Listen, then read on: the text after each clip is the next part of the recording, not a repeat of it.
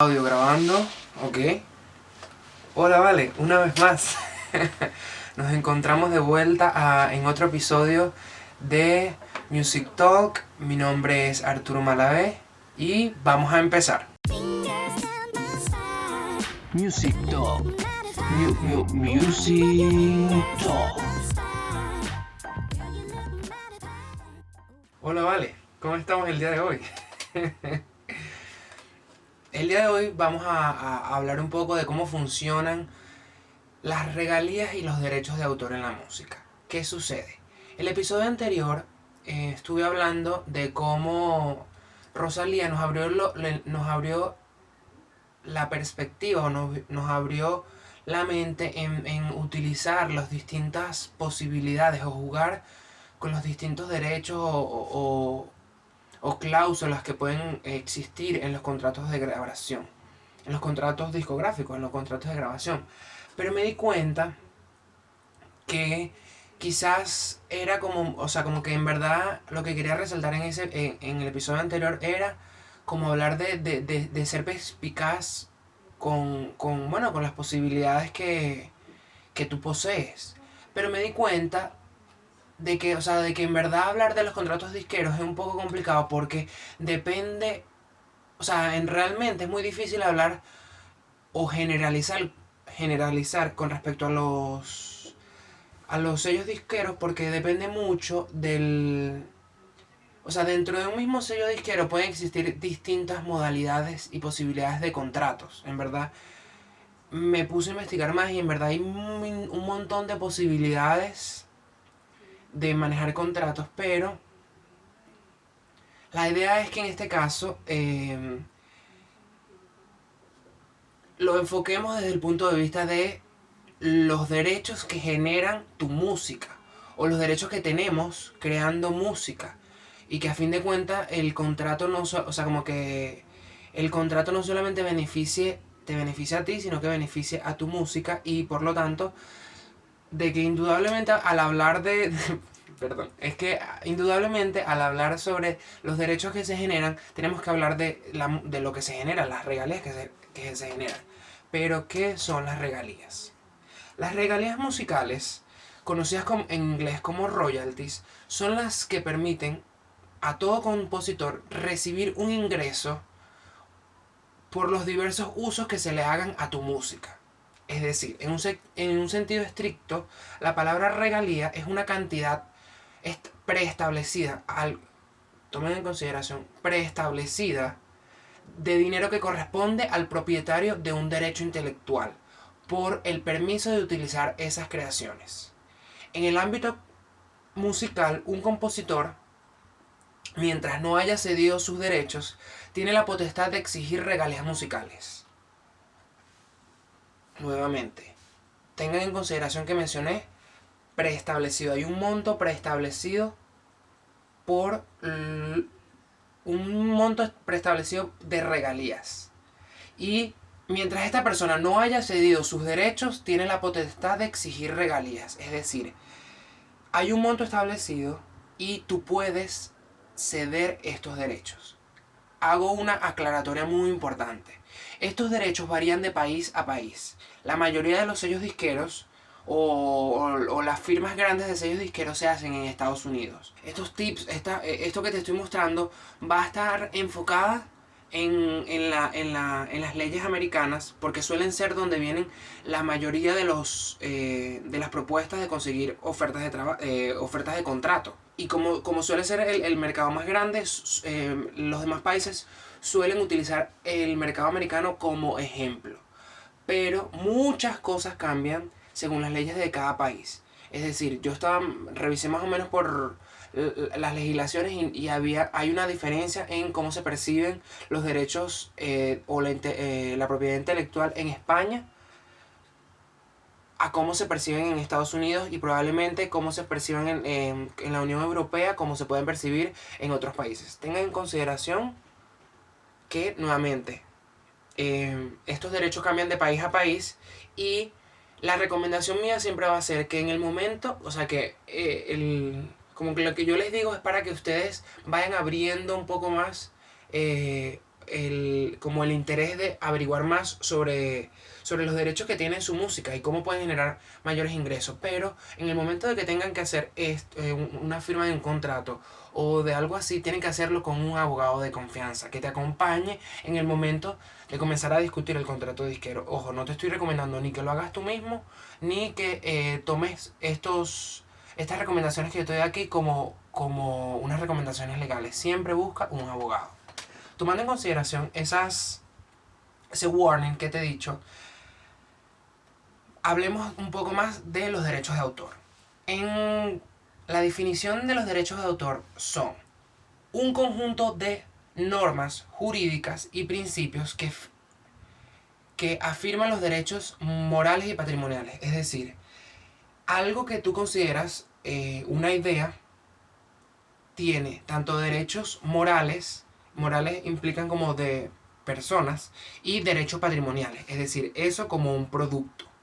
Entonces, hablando de que los derechos de autor son un conjunto de normas que afirman los derechos morales y patrimoniales que la ley concede a los autores, es decir, la ley te da a ti el derecho del autor por el simple hecho de crear una obra literaria, artística, musical, científica o didáctica, esté publicada o sea inédita. ¿Qué sucede?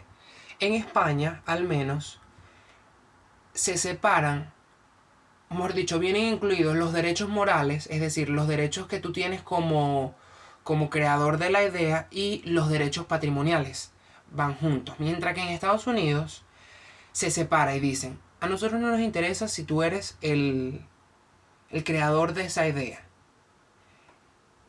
O mejor dicho, sí, tú tienes un registro, tú eres el creador de esa idea. Pero lo que vamos a proteger es el copyright. Es la protección de copyright. ¿Qué es el copyright? Son los derechos de copia. Es decir, proteger que si alguien copia tu idea y se quiere lucrar de esa idea, no se va a lucrar diciendo que es de él. Se va a lucrar porque nadie está protegiendo tus derechos de copia. Entonces, desde el punto de vista de Estados Unidos, en Estados Unidos no le interesa quién es la persona que generó la idea, sino quién tiene los derechos para copiar esa idea. Por eso es que en Estados Unidos aparece mucho el tema de las patentes. La patente es la idea registrada, es decir, tú tienes el derecho de protección de que nadie se copie de eso. Entonces, tomando en consideración que el copyright son los derechos de copia, ya partimos de que ya no importa nuevamente quién es el autor, sino quién tenga los derechos los derechos de poder utilizar comercialmente esa idea o ese producto. Poniendo atención a que lo que tiene derecho son lo que tú generas, no tus ideas, sino lo que se registra en el momento de registrar una idea. Lo que se registra es, o lo que se toma en consideración es, que tú digas, esta idea es mía, y tengas un registro físico de eso. Un registro físico puede ser escrita en un cuaderno, puede ser, escrita en un cuaderno no, grabada, o sea, que sea una nota de voz, que sea en tu computadora, que haya un registro físico de que esa idea es tuya, para poder reclamar los derechos de autor. Entonces, mencionando y trayéndolo de nuevo al tema de los derechos, cuando yo menciono en el episodio anterior o sea, como que los derechos que uno tiene en el contrato, en el momento de que tú firmas un contrato con un sello disquero, tú no estás dando tu derecho de autor. No, tú estás entregando, son los derechos de que se utilice ese producto o esa idea tuya, esa propiedad intelectual tuya, se puede utilizar de manera comercial como ellos quieran, o el que tenga los derechos quiera. Entendiendo que esa propiedad intelectual genera o puede ser utilizada de manera comercial, ahora vemos qué son las cosas que generan regalías. Primero están las regalías de sincronización. Las regalías de sincronización surgen cuando una composición, es decir, una letra y una música, aparecen en una película, en la televisión o en la radio o en las bandas sonoras. Estas regalías las recolecta la editora musical, el publishing la administradora de tus derechos, bueno, de tu composición. Están los derechos de ejecución. Los derechos de ejecución las pagan las estaciones de radio y otros que emiten música grabada y son pagados por los lugares, organizaciones de eventos para presentaciones en vivo o mejor dicho, las presentaciones en vivo de las composiciones. Las recolectas SESAC, BMI, ASCAP, PRS. ¿Qué sucede? Los derechos de ejecución es difícil de entenderlos porque es la versión grabada. Es decir, si yo utilizo una canción que yo grabé, que ya está masterizada y mixeada, está lista para que la gente lo escuche, y yo lo coloco en un bar, en una tienda, como música de fondo, como se está utilizando esa música o esa canción, esa composición para lucrarse, esa canción o la persona que está publicando eso tiene que pagar un derecho de poder utilizar esa canción de manera comercial por ejecutarla, por presentarla en vivo. Y luego vienen los derechos mecánicos. Voy a explicar primero esto para explicar por qué existe una diferencia o suelen confundirse los derechos mecánicos con los derechos de ejecución. Los derechos mecánicos se derivan de la venta de música grabada. Suelen estar en tales como en CDs o en descargas digitales. ¿Qué sucede? ¿Quién los recolecta? Mejor dicho, vamos a comenzar por ahí. ¿Quién los recolecta? Las regalías generadas por derechos mecánicos las pagan las compañías discográficas a las editoras a las editoras a través de la agencia Henry Fox y a través de la Agencia Americana de Derechos Mecánicos en los Estados Unidos.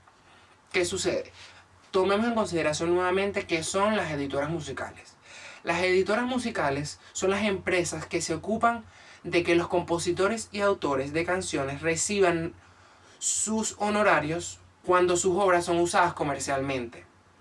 Es decir, a través de un acuerdo llamado contrato de edición, un autor, es decir, una persona que hace una composición musical, asigna o le da el derecho de copyright, es decir, el derecho a copia, el derecho a uso de manera comercial de sus obras a la compañía editora. Entonces tú le das permiso a una empresa para que recolecte las regalías tanto de los derechos mecánicos como los de ejecución. Es decir, cuando tu canción suena en la radio, la radio tiene que pagarle a la editora y la editora te paga a ti. ¿Qué sucede en el caso de Spotify y con los streaming service? ¿Qué sucede? Spotify, la composición, es decir, la canción hecha, genera unas regalías, mientras que la ejecución en vivo también genera o sea, como que la ejecución es la versión grabada. Es decir, Spotify utiliza la versión grabada de tu canción y la reproduce. Es decir, Spotify paga tanto derechos de ejecución en vivo, porque que tú le des play y escuches la versión grabada genera regalías, al igual que genera regalías la composición. Entonces Spotify paga estas dos regalías. ¿Qué sucede? La regalía de ejecución en vivo, es decir, cuando tú le das play y suena la versión grabada, la regalía que eso genera pasa al sello disquero y el sello disquero le paga le paga a la editora. Y los derechos de composición se los paga Spotify directamente a la editora. Entonces, ¿qué sucede? Cuando y ahí es donde comienza a entrar el problema grande que es muy difícil de entenderlo.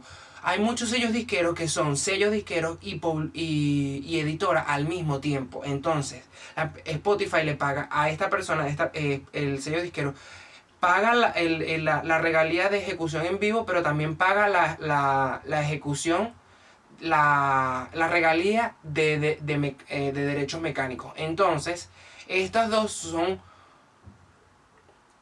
o sea, como que entra aquí, yo te pago aquí, tú me pagas aquí. A fin de cuentas, ellos se diferencian eso, y eso, la editora, a fin de cuentas, es la que te termina pagando a ti como compositor, sí, como con compositor, por la composición, por la canción, y por la letra y por la música. La mayoría de los artistas, no la mayoría, muchos artistas son escritores o compositores, y ellos mismos graban su canción. Este dinero va para la misma persona. Pero ¿qué sucede cuando la persona que escribió la canción, es decir, que puso la letra y que puso las notas, no es la misma persona que graba la canción?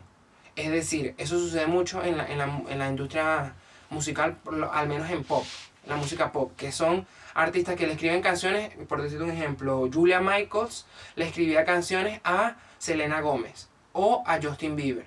Entonces Justin Bieber cobra el derecho de ejecución porque la voz de él es la que aparece en la canción, pero cuando se reproduce también llega directo al compositor. A Julia Michaels le llega una regalía por su composición, y el sello disquero le paga a la editora porque utilizó esa canción en esa cuestión grabada. Cuando tú te estás entendiendo, cuando tú te das cuenta de que es una cuestión en cadena, entiendes muy bien porque al menos los reggaetoneros y los raperos ganan más dinero que un artista pop. Hablando directamente ligado a las regalías de la música. ¿Por qué? Porque usualmente los reggaetoneros son los mismos compositores que son la versión grabada. Entonces ellos ganan tanto por la versión grabada como por la versión, por la composición. Entonces eso ahí te va dando cuenta de cómo funcionan las regalías. Ajá. Esto es nada más de los derechos de composición y los derechos de ejecución. ¿Qué sucede? Y esto es una pregunta que también a veces me choquea. ¿Qué diferencia de publicar tu música a vender tu música? No es lo mismo. Y es muy importante entender esto, porque esto va a hacer una gran diferencia en cómo escoger cómo vas a ganar dinero. Entonces, Spotify, Apple Music, Deezer obtienen acceso a tu catálogo de música. Es decir, Spotify no aloja tu música. Si publicas de manera independiente, tu catálogo lo maneja CD Baby, TuneCore, DistroKid. Ellos le dicen a Spotify: hola Spotify, tengo una canción nueva, tengo una canción de este artista, ¿puedes compartirla con tu gente? Y Spotify dice: sí, cada vez que alguien escuche, yo te voy a pagar los derechos mecánicos de esa canción y los derechos de ejecución. Y entra lo que sucede en la explicación anterior. Spotify le paga al sello disquero y le paga a la editora. El sello disquero le paga, cobra los derechos de ejecución y le paga los derechos de composición generados por la versión grabada a la editora, y la editora le paga al compositor. Eso es todo lo que sucede con Spotify, con Apple Music, con Deezer. ¿Qué sucede cuando, o mejor dicho, qué diferencia de publicar mi música a vender mi música en internet? Aquí entra en la discusión nuevamente los royalties mecánicos. Quizás es un poco difícil tomarlo en consideración de manera digital, pero situémonos en el punto de vista de música física. Y creo que eso lo expliqué en el episodio anterior. vender música es, tú no vendes, tú vendes es la grabación de tu música. ¿Qué sucede? Antes era difícil grabar una canción y ponerla en físico, ponerla en un cassette, ponerla en un CD, ponerla en un LP, ¿verdad?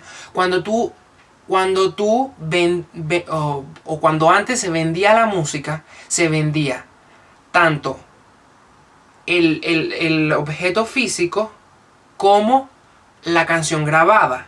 La canción grabada, o la persona que graba la canción, o sea, que vende la canción, tiene que pagar los derechos de mecánicos y los derechos de presentación. Mentira, ¿qué?